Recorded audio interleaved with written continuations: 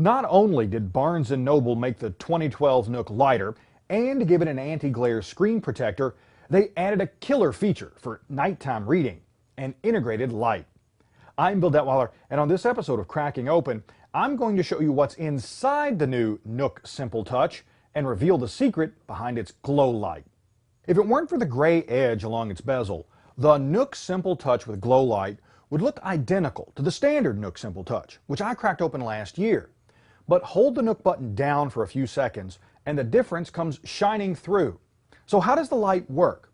Well, according to CNET's David Carnoy, Glowlight uses a form of LED front lighting instead of the traditional backlights found on everything from tablets to TVs. Barnes & Noble developed Glowlight in-house and has filed for a patent. So let's crack this thing open and see what's inside. First, I popped off the power button and removed the screw underneath. I then slid the back cover down and lifted it off, disconnecting the battery in the process. Now, the 1530 milliamp hour battery has the same model number as the one on the standard Nook. Now, this makes the batteries interchangeable, but it also means a single charge won't last as long when running the reader's light. As with the outer shell and battery, the circuit board is nearly identical to the one on the standard Nook. There's an 800 MHz TI OMAP processor, a 256 meg mobile DRAM chip, a 2 gig storage chip, and a Georgian Wi-Fi module. Besides a few extra really small ICs and components, the only big difference is a connector used for the Glowlight's LEDs.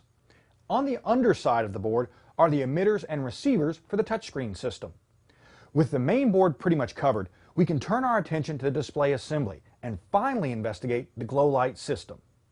The device's 6-inch display assembly is held to the front bezel with double-sided tape, and separating the two is a bit tricky, but a plastic spudger and a little patience should get the job done. Now, looking at the assembly, one difference between the Glowlight and standard Nook jumps out immediately. The screen's mounting plates are made from different materials. The standard Nook screen has what appears to be an aluminum plate. The Glowlight's plate, however, appears to be made from a die-cast magnesium alloy. The new material may be necessary for the Glowlight system, but it also shaves about ½ an ounce off the weight of the display assembly. Flipping the assembly over, we find the Glowlight system mounted above the actual e-ink screen. I know this because I reconnected the motherboard and battery to the display, powered the unit up, and turned on the light. Knowing I was in the right spot, I removed a piece of black and white tape from over the LEDs and again powered on the light. With that, Glowlight's 8 individual LEDs were finally revealed.